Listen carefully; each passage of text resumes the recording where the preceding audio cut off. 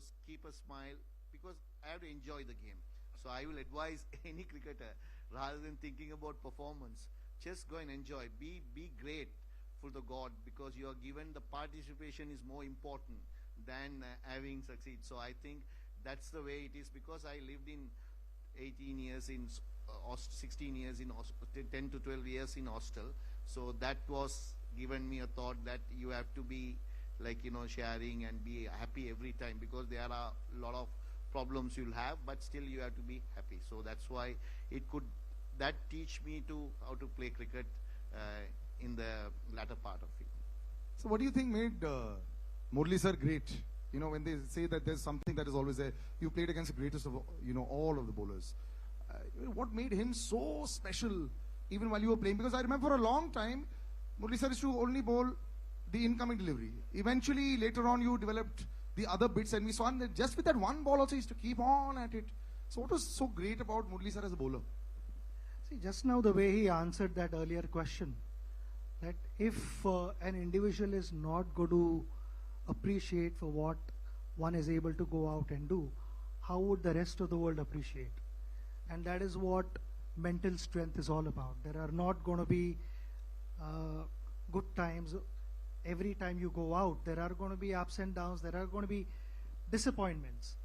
But from those disappointments, how do you rise back, get on your feet and start competing? That makes you a real sportsman. And exactly that is what he possessed. He, like you said earlier, that he just loved bowling. But the whole world knew that he had a big turn. I mean, you make him bowl on a expressway, he is going to turn the ball. No matter how the surface is, Murli is going to turn the ball. And he did not rely only on that. Just with that turn itself, he was a dangerous bowler. Because in our meetings, we would discuss hours on end how to tackle him, what are the signals to pick, all those things. But he kept reinventing himself. No, so the signals I want to ask you. You said in an interview how you used to read on the hand. I'm still figuring out. No, I will say. No. See, definitely, some players read. I know he read me very well, right? Not many people can do. But Lara had success, but he never read me also. Really? Yeah. Because I don't know what mechanism he did, but he read me, and also few people I know Rahul Dravid is one of the greatest players. Yes. He never read me. Really? I knew that.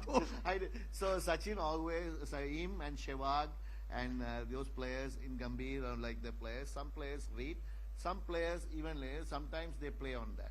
So it's definitely I am saying he read me. Few people read me, and even in my team, some people read and some people doesn't, because some are playing ways are different. Because legend like him, he watch from the seam of the ball, from the hand itself.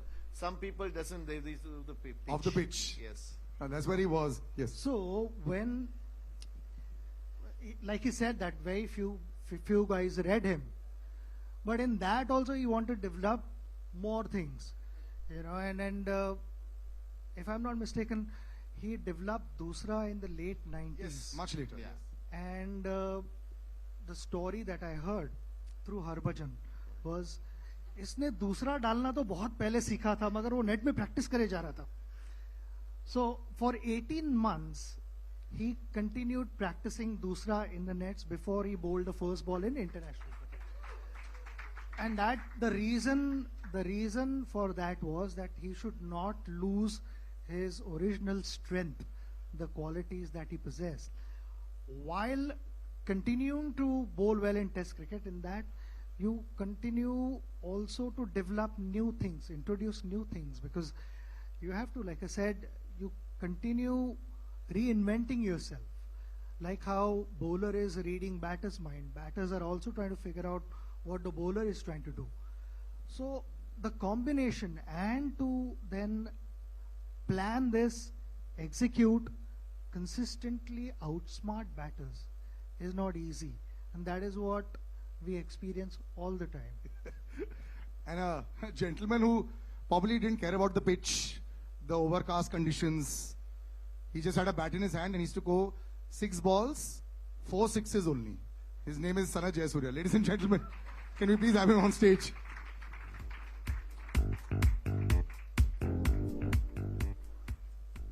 For the man who was famous, sir, for your forearms and your grip. We must have that story also. Did you work specially on, every time people saw you, the way you hit the ball, was devastating. So yes, Murli sir is here. I know you're very happy about that, but that story we have to know. Were you always working your forearms so you could smash the bowlers for some 200 meters? No, I never use. I can't play with a heavy bat like Sachin. My bat is very light. Oh, really? Yes. So just a toothpick smashing 200 meters. Murli sir and you, in the most beautiful phase of Sri Lankan cricket, you've known this film is you. You're all there. And what I love about how this film is also talked about is the entire time when I remember live cricket, Arjuna Anandunga put his hand on your shoulder during the entire chucking controversy, and the whole team came together as one. That entire time, and him, I remember there was a very dejected Murli sir walking on TV. I remember watching that also and saying, what's going on? As a unit, was that perhaps like an incredible family, that entire Sri Lankan team that was dominating the world and fighting also and giving a statement? Those years, tell us about that. Yeah, I think that that was the incident for us to make to win the World Cup in 1996. That incident, because in Australia we went through a bad time, and Murli went through a difficult time, and we were all backing him, including captain. And as a team players, we did much as what we can do. And what we can do is, after we came back to Sri Lanka, we went through a difficult time again. And the World Cup was started. There are some teams didn't turn up. India came with the Pakistan to show the world that Sri Lanka is safe. We are always thankful to India for doing that, to come to Sri Lanka. And because of that, we survive our cricket. So it's thank you every time. Our younger generation didn't know sometimes these things what happened in 1996. So when the other teams didn't come, they straight away came from our opening ceremony to Sri Lanka and show the solidarity with the Sri Lankans. So we're thankful to India all the time what you all did for Sri Lanka cricket. And great man is here with us to inaugurate this Murli's thing. And I'm very happy to be here. Great human being, and when you share the dressing room, very difficult. I have to ask you this, Saras sir. Very, very difficult dressing room. You can't get out. Again, when you get out and come inside the dressing room, you'll have to put the earplugs. He and screams hiding. at you? Yeah. No chance. Really? Like No chance. angry screaming? He don't want to lose a game. If somebody is batting well, if somebody is throwing a wicket, if somebody getting out, he will come and say all sort of things. He will do everything to how do you get out, you should not do this, you should do this. He is coaching. He will coach the whole thing till the match finish. If you lose the match, you are finished. If somehow win the match, you're all right. Wow. The smiling assassin, they say. Sanat sir, one more question to you. Did you ever feel bad when you were hammering all the bowlers? Like that poor fellow, his career might be over after your over is over. I want to honestly ask, did you feel bad? No, you don't feel bad. You just go and play your natural game all the time. Yeah. So that's all I do. Yeah. Sachin sir, did you have a plan for him? What was the team meeting for him? Then what about Kaluwatarana and Sanat sir when they were batting? Was there a special meeting there? 100%. I was just telling him that you were discussing World Cup semi-finals, and that is where we ended up discussing for an hour on him and Kalu. First out. And first over, both of them got Both of out. them got out. We thought we'd won. They never got any plans for Arvind and Roshan Mahanama. Sanat playing against him. I mean, I saw him first time in 1990 when he was here with the Sri Lankan team. We played in Chandigarh, one test match. He unfortunately got injured and couldn't play that test match. But other than that, like I said, Sanat to have in our dressing room, there were few exhibition games also we played other than IPL. It was nice to have him in our dressing room than the Sri Lankan dressing room. Yes, you were very hated, sir, as much as ये you are loved ये today. Batting को भी boxing glove पहन के आता था बाहर. Okay, I'm going to play a little game with you in just before one last question I ask you, and I'm going to play a little game with you all, which is going to jog your memory as well.